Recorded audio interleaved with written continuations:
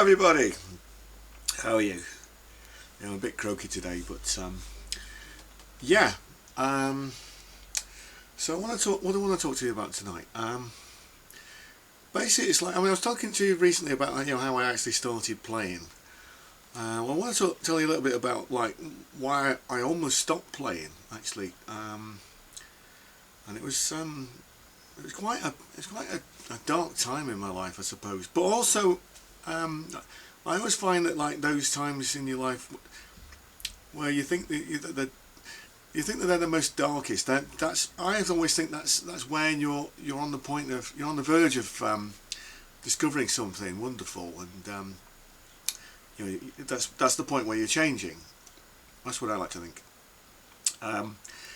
So as I was saying, I started playing sort of around 1984-ish. Yeah, phone's going off, yeah. So I playing around 1984-ish. Christmas, actually. But, I mean, even during that year, I mean, I wasn't having a great time at school. I was getting, to be honest, I was getting grief off, like, some of the teachers. And, like, and I told you before, I was playing the E-flat bass. It was like a sort of tuba-looking thing. And the music teacher then, he sort of, like, he knew that I sort of had some musical interest. He also needed somebody to play that instrument in the school orchestra. And I was thinking of giving it up, like, after what would have been about 14 or something like that. I was thinking of giving it up. But then we had this opportunity of like sort of going into a recording studio and making a record, and wow, so that was all very exciting. First time I'd ever been in a recording studio, and that sort of kept me going with it for a bit. And but even so, it was, I don't know, it was just seemed more trouble than it was worth, because like, I mean, I wasn't practicing with it. I mean, any instrument or anything that you're doing, which your heart's just not there, you're just not feeling it, you're going to make a hash of it. You're not going to thrive in that environment. And it was true then that that I wasn't practicing as hard as I wasn't passionate about that instrument, and I'd be playing, And then of course, you know, like I'd make a mistake, and then of course the music teacher, you know, like you'd have like a biro pen, and he'd be tapping on this thing, like, you know, like on like the end of it, you know, he'd be tapping on that, and everybody would be chuckling. Oh, it's Peter, he's got it wrong again. Oh, you know, and then of course, you know, like during the warm-ups, you know, everybody would be tuning up and stuff, and then there'd be this joke. Oh, it's like, you know, you're making these low notes going, and it was, oh, it's like the Queen Mary coming in, you know, like a ship coming in, you know, basically jokes like that. So that wasn't going down too well. I remember I was walking home from school one day as well, and I was lugging this thing back, and I got attacked by 3 boys. You know, like one of them was from our school, the other 2 were from one of the other schools, but they all knew each other. Thought, hey, look, wouldn't that be a great idea to go and pick on that boy? Like, I think a couple of them vaguely knew who I was, but I don't know, just in those days it just seemed to be like a sport just to pick on somebody. Now if I hadn't had the instrument, then maybe I might have stood a fairer chance, but of course I had that instrument, so I was just, you know, just walking and whatever. Yeah. So anyway, I got attacked by them and whatever, but that was putting me off, and I was getting more into guitar music. You know, I was telling you about you know, getting into Queen and Rainbow and you know, and various things, and I was also getting into Gary Moore, and he was kind of like, I don't know, for some reason he was becoming my main influence at that time. I don't know what it was, why that was, but this is like during that, I mean, like the Victims of the Future album, which I still think is quite a good record. But then was it? So I've been playing. Yeah. Anyway, so you know, long story short, you know, I mean, see the last video about, you know, how it all started and what have you. That'll tell you that story. But you know, yeah, Christmas '84. I got the guitar. I've been playing for about a year. You know, we had Live Aid and all that lot. And then I got the chance to go and see Gary Moore in concert, and this was on the Run for Cover tour. You know, and of course, you know, I was sort of kind of looking forward to it and stuff, and then you know, it was at the Manchester Apollo. I don't know if it's still there, but you know, it's all very exciting. You know, because as you know, I went with my brother. You know, we got the train up to Manchester, got into town, and there's all these various denim jackets and leather jackets. You know, a bit like that. You know, the Iron Maiden Beast Over Hammersmith. You know, where there's like sort of all that these young lads get together and congregating in the lobby of this theatre. It was very like that. So anyway, you know, the sport band goes on. The band called FM. I don't know if you ever heard of them. And then yeah, Gary Moore goes on, and some of it I was kind of thinking, yeah, I quite liking this, but as the concert wore on, he was just getting heavier and heavier. You know, he was doing, because I mean, I wasn't all that familiar with his back catalogue, and you know, he's doing you know, like stuff from like, you know, like Corridors of Power, doing this thing, they were Rocking Every Night, and you know, Rocking and Rolling, very heavy songs, and then Back to the Future. And of course there's a lot of this headbanging going on, not just like tapping your head to the groove, but that the real, you know, there's something in the 80s, I don't know where it started or why it started, but this kind of thing with loud aggressive music where you sort of bang your head like this until you get a concussion. And I thought, well, this is just really stupid. You know, it's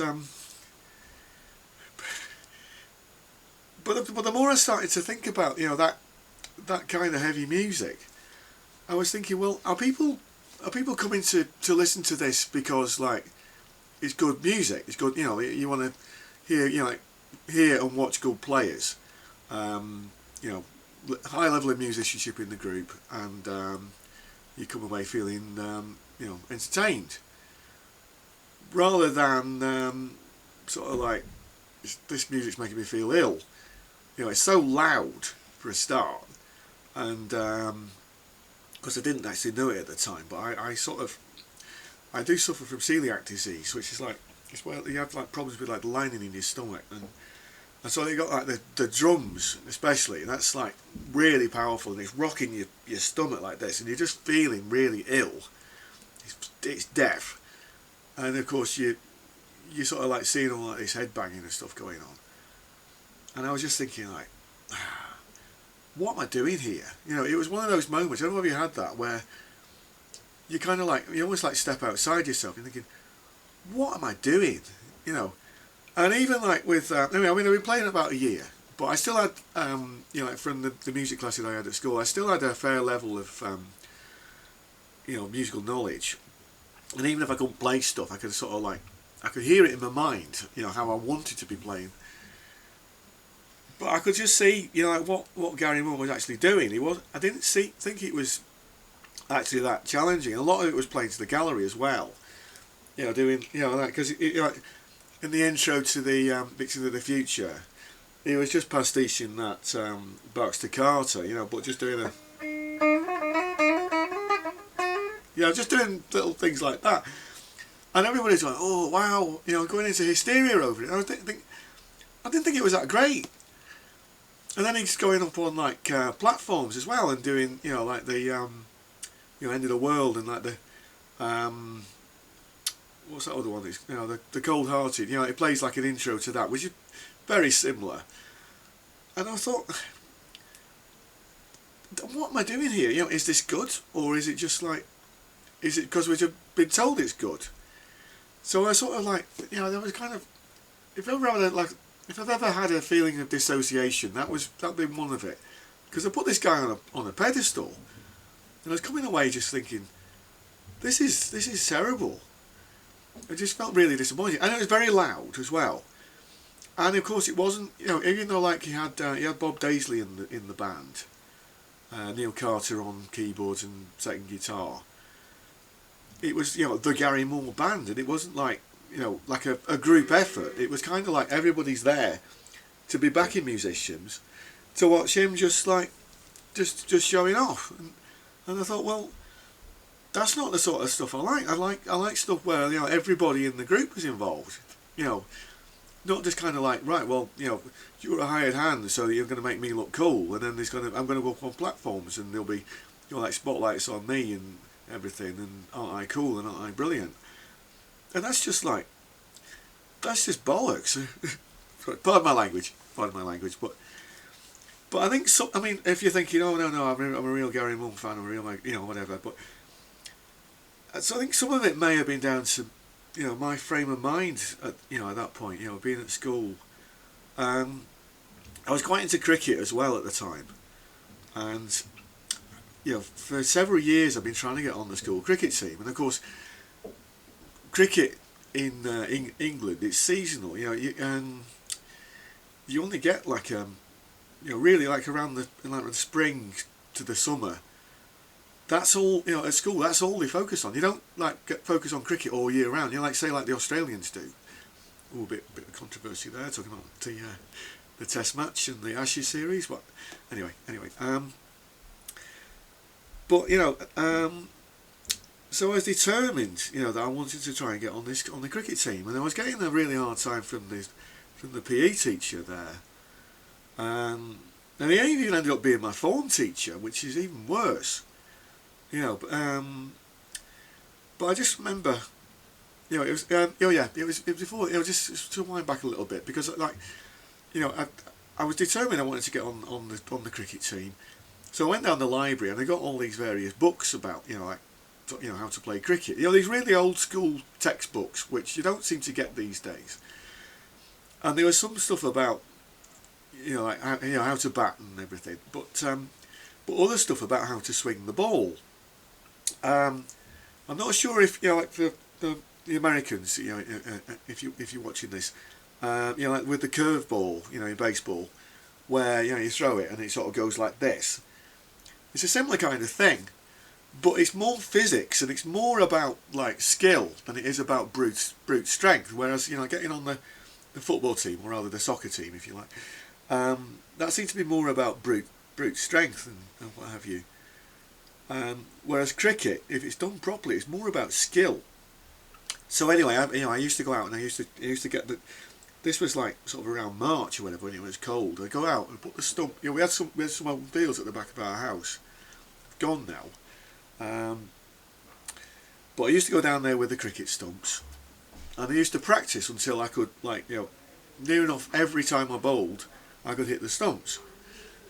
And then I started working on, like, the you know, how to swing the ball. You know, it's like you can either, like, you know, you shine one side of it, or you use the seam of the ball, and it swings like this. So I remember the cricket trials, you know, like the next year, we're in, like, the cricket nets, and I just remember first ball.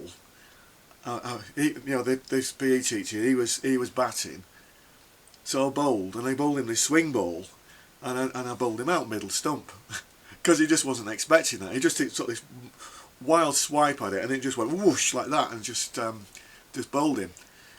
So that took him by surprise. But I remember there was a couple of times, you know, like you know, during the PE lessons, you know, where, you know, he was just sort of just thought he was going to take the piss out of me, and you know, like one, you know, he said I could be captain, you know, and they talk, you know, like picking the team, and, you know, just waiting for me to mess it up, and then there was some, yeah, I think there was another time, and I can't remember what led to it, but he came out with this, you know, because, you know, my name's, you know, my surname's Quinn, and he called me, oh, that's all right then, Quine Eye, you know, because like some people used to call me Quinny at school, but he called me Quine Eye. And I said, I'm sorry, that's not my name. My name's Peter Quinn. I looked at him like that. And he said, are you sure about that? And I said, yes. And I just wonder why people do that. I mean, maybe, you know, it comes back to that, I suppose, that Pink Floyd, you know, that, hey, teacher, leave those kids alone. Have you ever had that experience, you know, where, like, you get teachers who will just pick on certain people? You know, I don't know.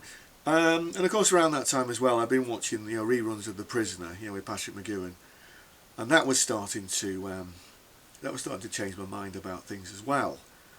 You know, and of course, there is the Iron Maiden song, The Prisoner.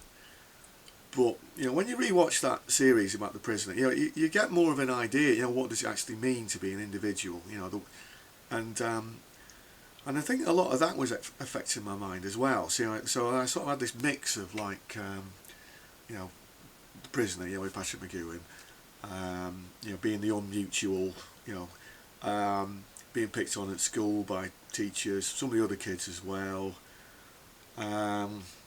like, sort of, I mean, this ongoing battle with the music teacher. And the thing about that one, it was that the Star Trek episode, you know, the one with Apollo, is it Who Mourns for Adonais, or who Mourns for Adonis, or whatever it's called. That one with Apollo. And that sort of reminded me about, well, look, you've got to stand up to these buggers, because if you don't, they're going to forever keep you in this lower position. And further on in life, that's the way it's going to be. People are just going to, like, you know, they're going to treat you with contempt. They're going to treat you like dirt, or be polite.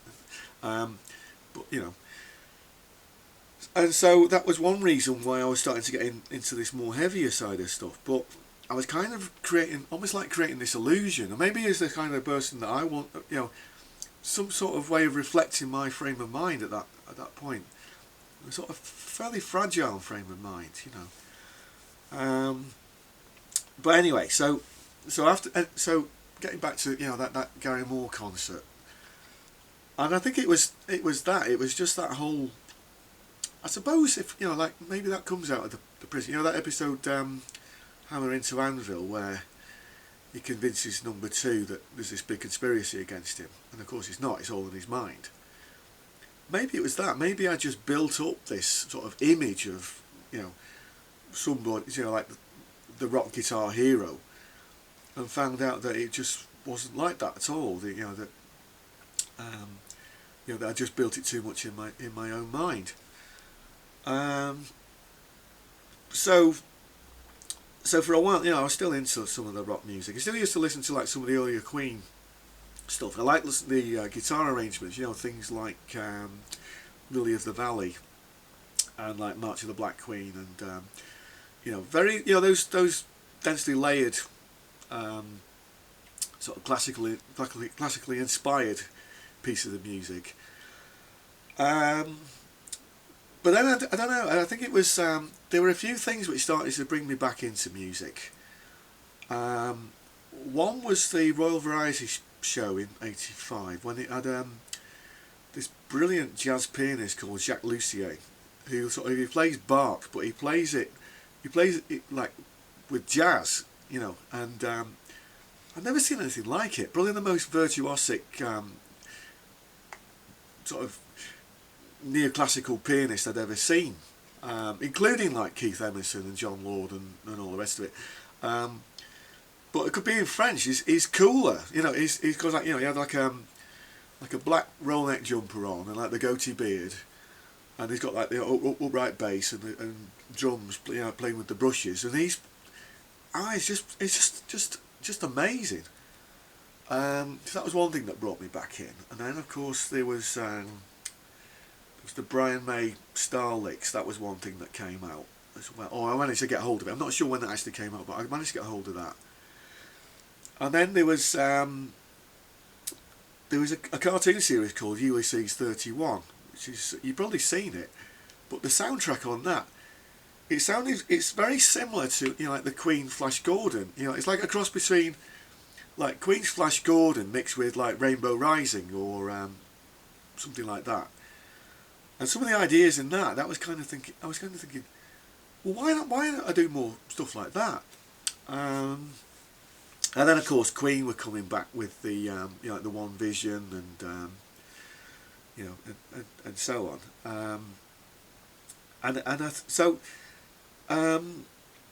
But then I just started to get more into just listening to like classical music, like, especially like Baroque. I think some of it may have come from the Jacques Lussier. There was a sitcom on ITV called The Bounder, which is used to star Peter Bowles, and he's basically he's like a con man. He plays this sort of suave English gentleman, but underneath it he's actually this ex-convict. But the theme music was like like from Vivaldi's Four Seasons, but half of it started like regular Four Seasons, and then it goes into that smooth sort of French jazz like Jacques Lussier, and so then I just started thinking, well, why don't I just listen to more of that stuff? And so I went down the record shop and I found this. I started getting a couple of like cassettes, and but one of them had it had like the Four Seasons on it, but it also had the Albinoni Adagio, in G minor. I don't know about D minor being the saddest of all the keys, but I think G minor is certainly kind of.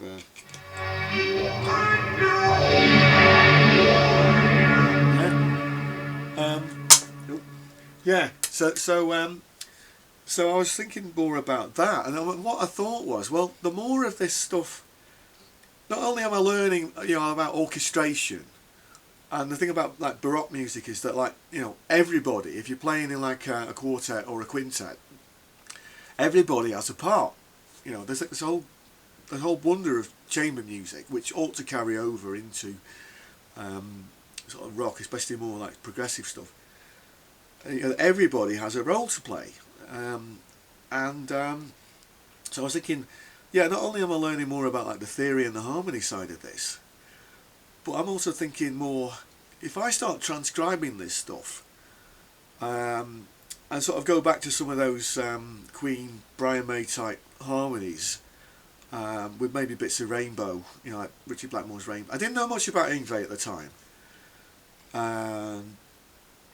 If I go back to things like that, but if I'm just transcribing it from the classical and bringing my own influences to it, then I'm going to come up with something of my own which is completely unique.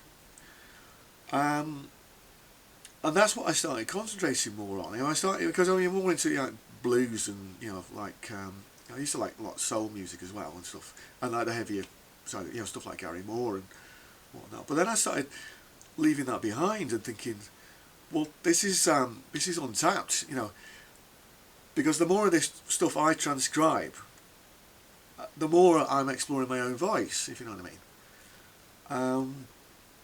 And that's what I've been doing. I much prefer doing that.